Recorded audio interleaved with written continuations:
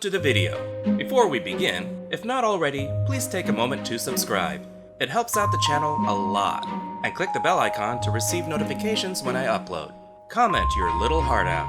And most of all, please enjoy. Now back to the video. There is a special bond we have with our first car. What could be greased lightning? You remember the thrill of your first solo drive, the freedom of the open road, and that weird noise from the engine you pretended not to hear. But what if your car had a mind of its own?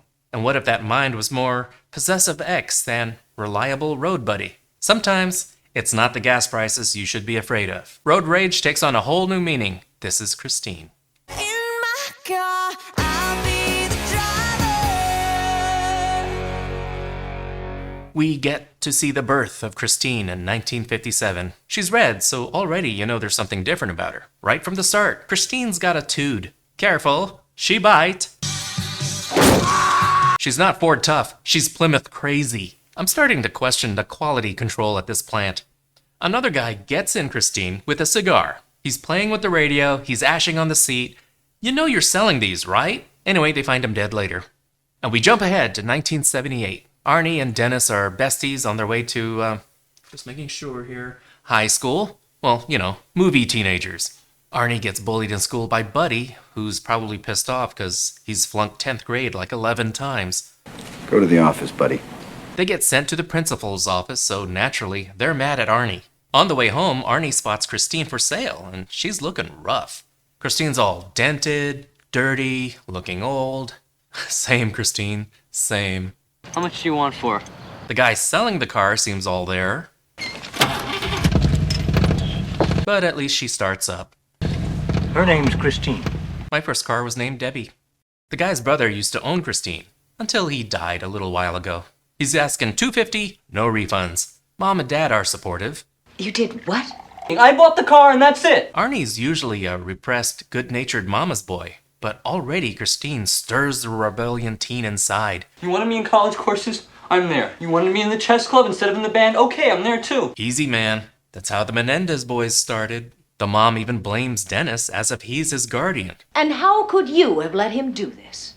He's your kid, lady. You are not keeping any car at this house. Fine. The parents are being real cheesebags about it, so Arnie has to keep Christine at a local garage while he restores it. Darnell, the garage's owner, lets him work part-time in exchange for the parking space. He's so gruff. Did he just wake up or something? I know a creep when I see one. I got a mirror. Arnie's hard at work at restoring Christine. But who is restoring who? Dennis shoots his shot with the new girl at school, Lee, played by Alexandra Paul. Then she shoots him down. I have a boyfriend. Artie's done with glasses, man. Nerd no more. I really need these. He and Dennis were supposed to go out to a movie, but Arnie blows him off. I mean, I hardly see him anymore. You like me to seduce you? Turns out the previous owner actually died in the car. But if the car was nice and cheap enough, I'd help shove the body out of the seat. Not only did the previous owner die in Christine, You ran a rubber hose from the exhaust pipe. his wife and child did too. Dennis breaks into the garage to get a closer look at Christine, but she scares him off by playing Little Richard on the radio.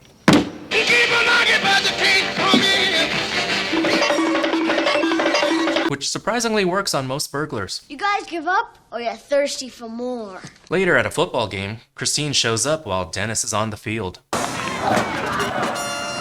Turns out Artie was the date Lee had. I can honestly say, it's the car. Chicks love the car. And he's wiped out on the field, Theismann style. But the other takeaway from this scene is Christine is fixed up and looks great.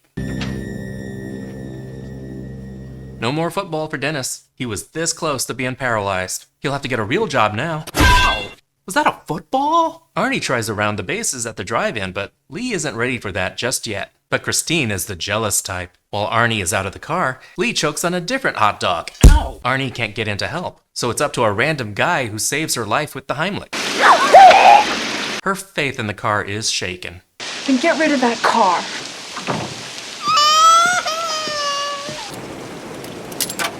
Come on, baby, please. So I guess even cars can give the silent treatment. I guess they didn't stick around for a nightcap. Then the sweat hogs sneak in and vandalize Christine. They just wreck her.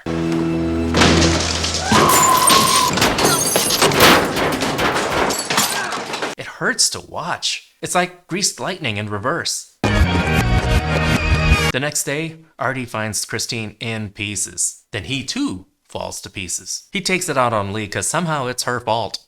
Don't touch me, shitter! Oh, this is just me. Get away from her! Get away from her! Mom and Dad are probably glad his obsession is over, but they're cool about it and offer to buy him a new car. Of course, he would rather have Christine, and he's being a dick about it. I'm fixing up Christine. Okay, Artie knows this isn't really a big deal. show me. After all, Christine is a 1958 Plymouth Wolverine. Every time I ding my car, I wish my car had this ability. I can handle a little evil. Christine also carries a grudge. She finds one of the guys who attacked her and chases him down. What's your name? What's your name? Fuck you! He runs down this alley and then into the narrowest loading dock I've ever seen. It's so narrow, a car like Christine can't even fit. But he's still not safe, and Christine just crams herself into the loading dock, John Holmes style. And what's he gonna do, stab a car? I know Christine just got herself back together, but, it's not a problem. Here's a question for those of you who read the book. I didn't read it, but maybe you can answer this. Does Christine need gas? If she runs out of gas, will she just sit there and glower at you, or does she run on hate? And with these gas prices, I will take a car that runs on hate. I can drive that fucker to the moon. The cops come asking about Christine, but gets nowhere. Except when the cop offers the miner a cigarette. Cigarette? No thanks. He tells him about the guy last night getting rear-ended to death, but Arnie doesn't care. As if he should. One of the perpetrators defecated on the dashboard. I thought he just left a Baby Ruth behind. Didn't taste like a Baby Ruth. Lee breaks up with Arnie. Well, fuck you, bitch! Gee, wonder why. Time for more sweat hogs to die. They try to stand their ground at a gas station, surrounded by flammable liquids, so you know this'll work out. Christine first takes out their car, and one of the guys protects the back wall with his ribcage. Mayhem at a gas station always results in a gas spill followed by explosion, which takes out number 2 and the entire gas station. This leaves the Travolta wannabe leader without a gang. This is such an iconic image. Most wannabes just paint the flames on their car. Christine does the real thing, man. Get in, loser. We're going shopping. But they did not go shopping. The garage owner sees Christine return a mess. He knows Arnie is out of town on an errand in his car, so someone else must be driving Christine.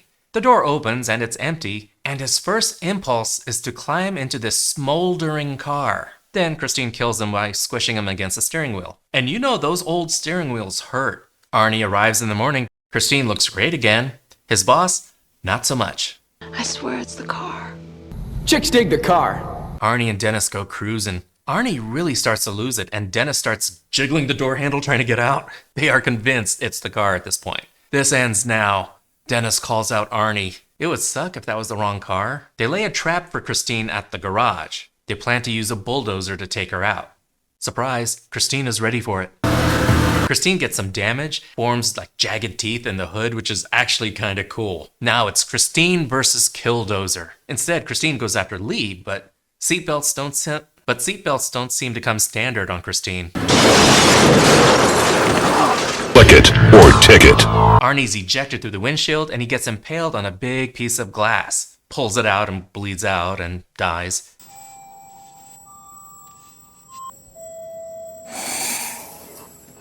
Christina's sad. But now, she's mad. She goes after the other woman. Dennis fights Christine with the bulldozer.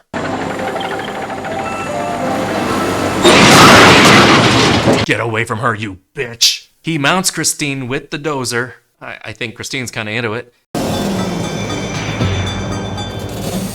At first, Christine seems to give up, but she starts rebuilding herself right there.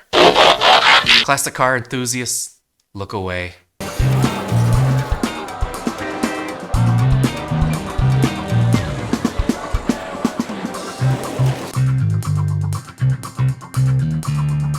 Somehow get her into a car crusher, and they turn Christine into a subcompact.